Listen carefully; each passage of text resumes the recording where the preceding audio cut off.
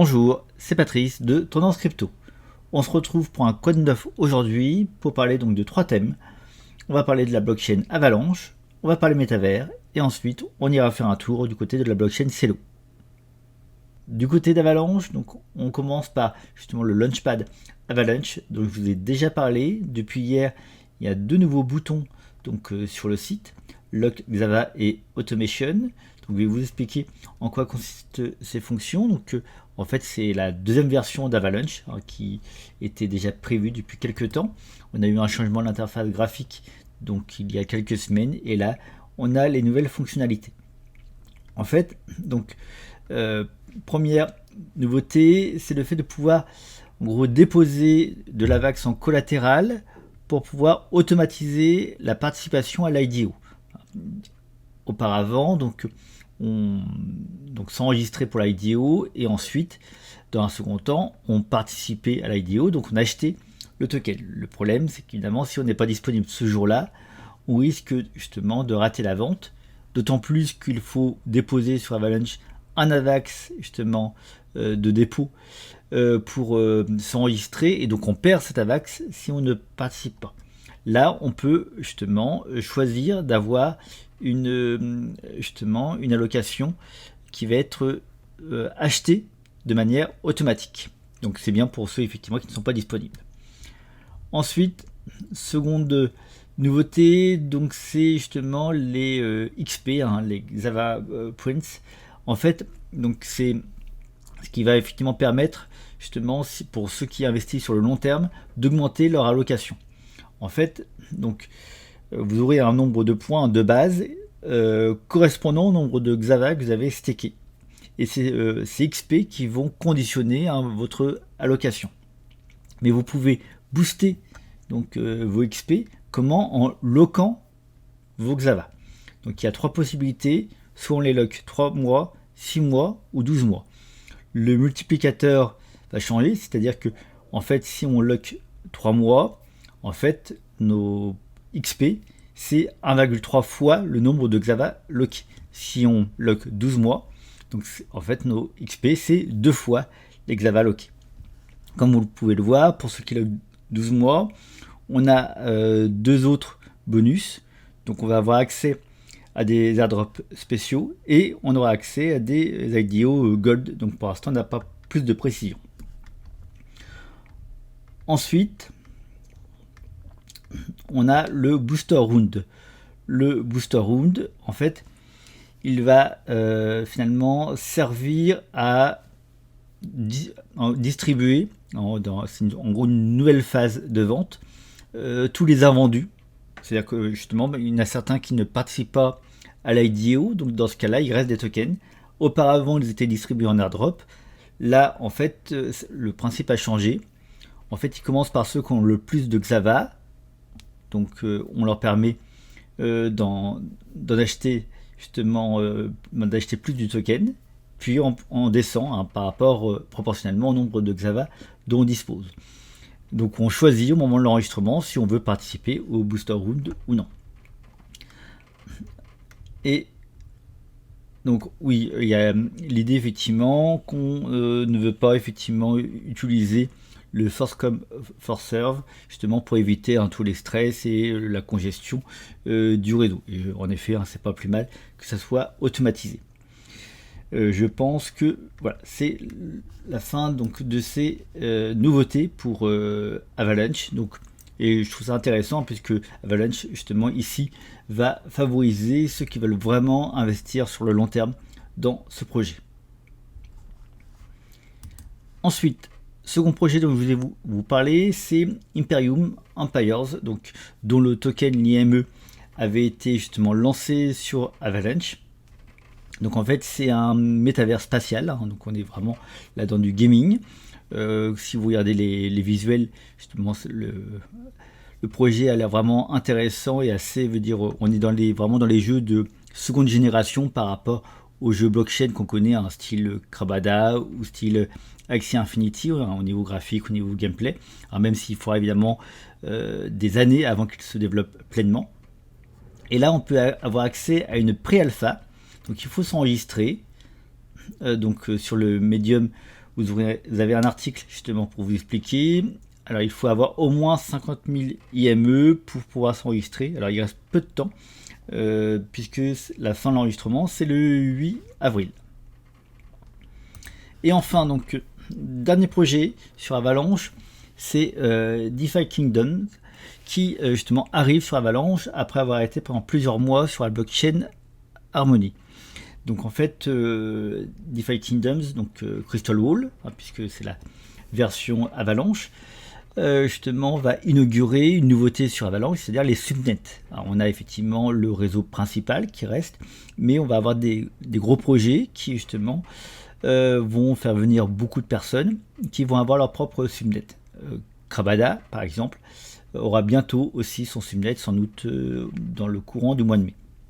Donc là, c'est aussi le cas pour donc, DeFi Kingdoms.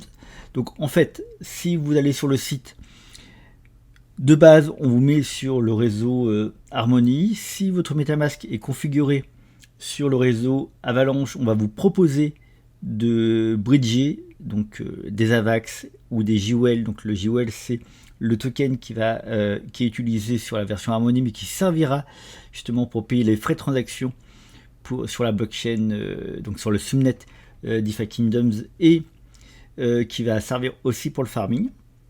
Donc il aura aussi une utilité. Et une fois que justement vous avez bridgé ou non, vous en fait vous êtes directement renvoyé sur le subnet DeFi Kingdoms. Donc en fait, pour ceux qui ne connaissent pas, sans rentrer dans les détails, en fait DeFi Kingdoms, dans un premier temps, c'est de la DeFi, un farming gamifié. C'est-à-dire qu'on va pouvoir, on a un DEX ici. Dans le DEX, on va pouvoir justement avoir une fonction swap, donc pour échanger un certain nombre de tokens. On a ensuite, donc on peut créer évidemment donc des LP, déposer de l'argent dans des pools de liquidité. Et si on revient sur la carte, donc dans les jardins, on va pouvoir donc déposer ces LP et ensuite récolter donc son farming. Il va y avoir, comme sur la version Harmony, justement des nouveautés qui vont apparaître de plus en plus, en particulier des NFT, donc des héros qui vont servir soit à justement booster son farming, soit ensuite justement ça va se gamifier de plus en plus, il y aura un certain nombre de quêtes. Les héros vont pouvoir être utilisés pour ça, on va pouvoir accoupler les héros pour en créer d'autres. Donc c'est un jeu qui est encore justement au stade de construction, même sur Harmony, on va avoir des nouveautés dans les prochains mois. Apparemment, il y aura une troisième blockchain sur laquelle va se mettre DeFi Kingdoms. Donc il y a des rumeurs qui disent que par exemple ça pourrait être Terra, et ce qui indique ça parmi les indices, c'est qu'on a un bridge vers Terra justement dans les docks. Donc les docks, c'est justement ce qui sert pour bridger. On peut bridger justement donc vers Serendel, c'est la version Harmony, et on peut bridger aussi vers Avalanche, etc. Donc c'est un projet qui va sans doute faire venir beaucoup de joueurs, et donc qui va se développer. Donc pour l'instant, pour ceux qui veulent vraiment après avoir des héros, il faut accumuler du Crystal, donc qui est le token reward de justement la version Crystal Wall, donc en les farmant dans les Gardens. On va donc passer maintenant à la catégorie métavers. Donc on va parler de 3 projets. Le premier, donc c'est TCG World, donc, qui est un métavers sur la blockchain donc BNB Chain. Et donc je vais vous montrer en fait des images de l'alpha qu'ils viennent de sortir. Si je voulais vous les montrer, c'est que justement, comme vous pouvez le voir, il y a un effort vraiment très grand qui a été fait sur l'aspect graphique et aussi sur le gameplay. Alors on va voir justement dans quelques instants des véhicules se déplacer, donc il y a un grand effort de fait. Alors excusez pour le son, j'ai dû faire la vidéo sous les toits, et donc aujourd'hui il y a beaucoup de vent. Donc c'est le vent que vous entendez peut-être en arrière-plan.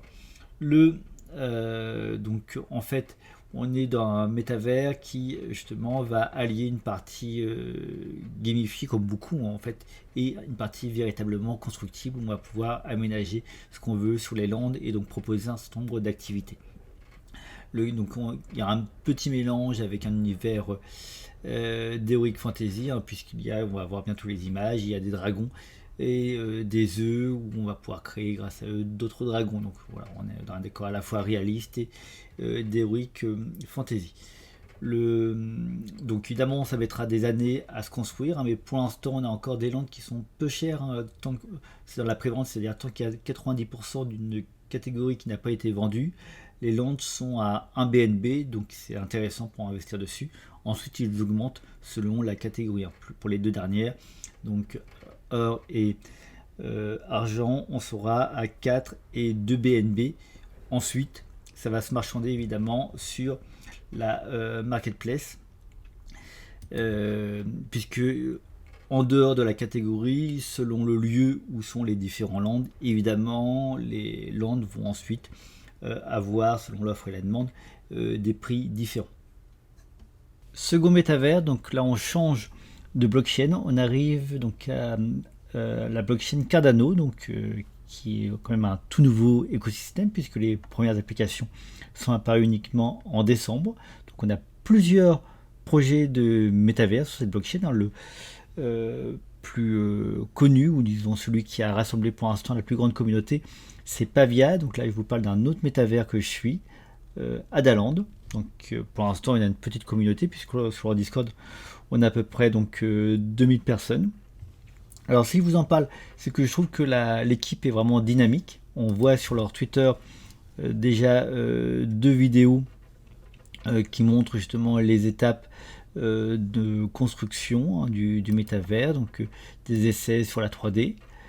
Donc pour un métavers justement à cette étape où là les landes ne sont pas encore vendues, l'équipe travaille quand même très bien. Et aussi parce que donc le prix de départ des landes est quand même assez réduit, 80 ADA. Donc je trouve que pour ceux qui veulent investir dans les métavers constructibles, là on a quelque chose justement qui peut être assez intéressant comme porte d'entrée dans ce type de métavers.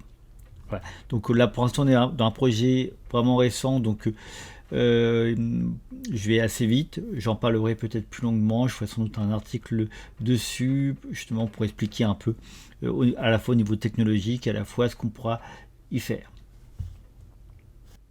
Donc pour finir sur les métavers, je voulais évoquer Evenland, donc c'est un métavers sur la blockchain Solana, c'est un projet que j'ai déjà évoqué dans d'autres vidéos. Donc en fait, ce qui caractérise ce métavers, c'est justement son décor vraiment futuriste. Le métavers est à l'intérieur d'un cylindre dans l'espace. Donc il y a une structure tubulaire qui est assez intéressante. Et il y a aussi l'idée que certaines constructions pourront se faire justement à travers le tube. Et donc justement, on pourra construire aussi du côté de l'espace pour certains bâtiments. Donc, par rapport à ça, je trouve qu'au niveau justement topographique, c'est intéressant. Donc on a un certain nombre de nouveautés. Les développeurs justement travaillent sur la 3D. Donc on a une vidéo qui montre le but, c'est justement d'essayer de faire interagir ensemble un très grand nombre d'avatars. Donc ça va être effectivement un des enjeux des métavers dans les prochains mois, prochaines années. Justement, autant améliorer à la fois l'aspect gameplay sur un avatar, améliorer le graphisme, mais évidemment aussi pouvoir faire tenir ensemble un très grand nombre d'avatars sur une même scène. On a donc voilà quelques photos aussi. Autre nouveauté, ça a été justement la possibilité donc de réunir des landes. Alors, voilà, si on a 2 landes adjacents, on peut les réunir pour faire des espaces plus grands.